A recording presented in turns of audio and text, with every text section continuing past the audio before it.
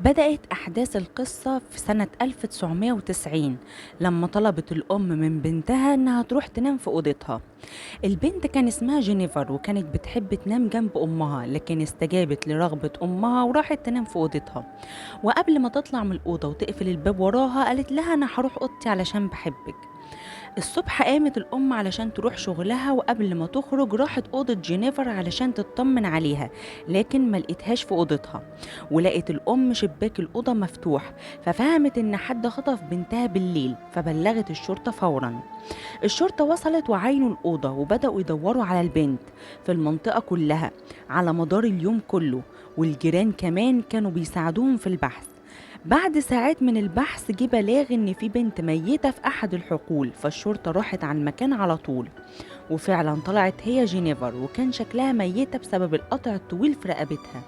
لكن المفاجأة الكبيرة إنها لسه عايشة، فنقلوها بسرعة لأقرب مستشفى بالهليكوبتر. إصابة جينيفر كانت صعبة جدا ومن شبه المستحيل النجاة منها، لكن تم إنقاذها بمعجزة بفضل ربنا. بعد استقرار حالتها حاول المحققين يتكلموا معاها علشان يعرفوا منها مين اللي عمل كده، لكنها ما كانتش عاوزة تشوف أي راجل خالص. غير كمان إن أحبالها الصوتية كانت شبه مقطوعة، وبكده مش هتقدر تتكلم خالص. الطقم الطبي بتاعها كان كله من الستات، وقرروا يستخدموا طريقة الكتابة معاها علشان تجاوبهم على أسئلتهم.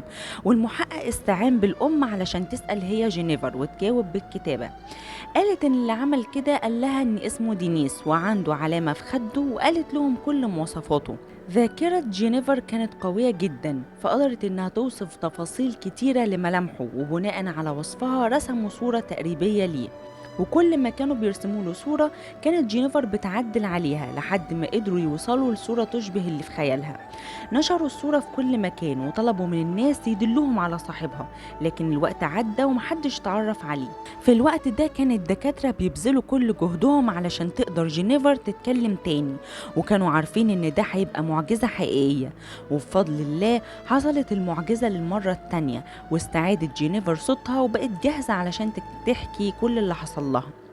قالت انها راحت اوضتها اليوم ده بعد ما طلبت منها امها، بس هي ما كانتش مرتاحة وخايفة كمان، فنورت الأوضة كلها علشان تطمن وتنام، وفعلا نامت.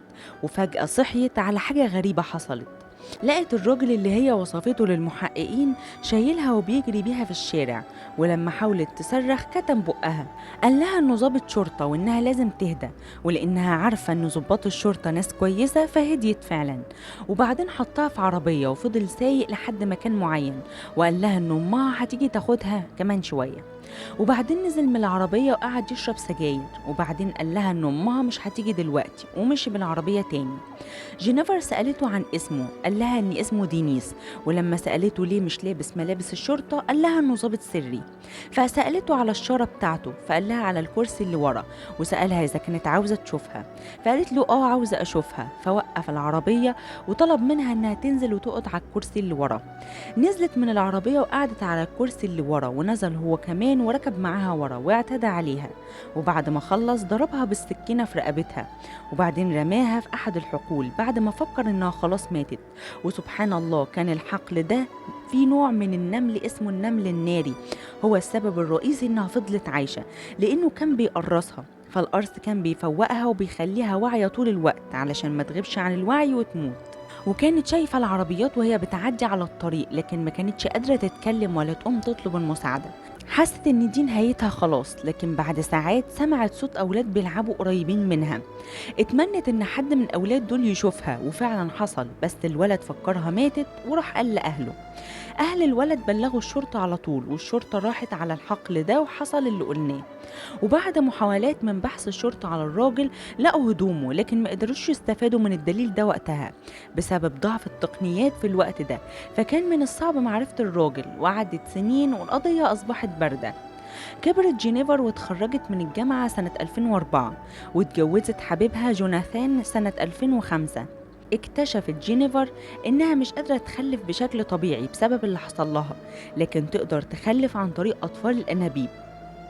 وعدت 3 سنين، وفي سنة 2008 جات مكالمة لجينيفر من محقق اسمه كيم.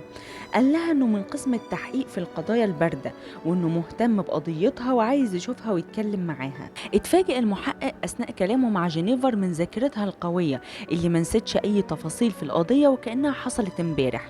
وأول حاجة عملها المحقق هو إن أخد هدوم الراجل اللي لقوها قبل كده وبعتها المعمل للتحليل، فقدروا يوصلوا لعينة الدي ان ايه بتاعته وما بقاش ناقص غير مطابقتها.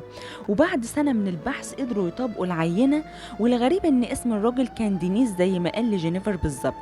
والحاجة الغريبة التانية في القضية هو إن الصورة التقريبية المرسومة ليه كانت مشابهة ليه تماما وهو في المرحلة العمرية دي.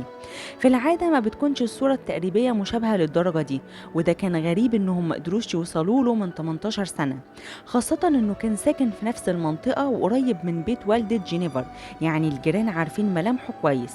وقت الحادثة كان دينيس عنده 39 سنة، وكان متجوز وعنده أولاد وبيعيش حياة طبيعية، وكمل حياته بشكل طبيعي لأنه كان فاكر إن جينيفر ماتت خلاص، خاصة إنه ما قراش تحديثات عنها في الجرايد، فنسي الموضوع كأنه ما حصلش. وبعدها اعتدى دينيس تاني على أحد السيدات وتم سجنه، أخدوا منه عينة الدي ان ايه. خرج دينيس من السجن سنة 2009، وبعد شهور بسيطة من خروجه استدعوه للاستجواب مرة تانية، لكن الاستجواب المرة دي كان لقضية ما كانش مفكر إنها ممكن تتفتح تاني. واتفاجئ لما بلغوه سبب الاستدعاء، واتفاجئ أكتر لما عرف إن جينيفر لسه عايشة، فما قدرش يتمالك نفسه وقعد يعيط. دينيس قال للمحققين انه ما كانش يعرف جينيفر وما شافهاش قبل كده، لكن اتصادف انه عدى جنب بيتها في الليلة دي، لقى الشباك مفتوح والانوار شغالة، فحس بالفضول ودخل الأوضة ولقى نفسه بيعمل كل ده من غير اي تفكير.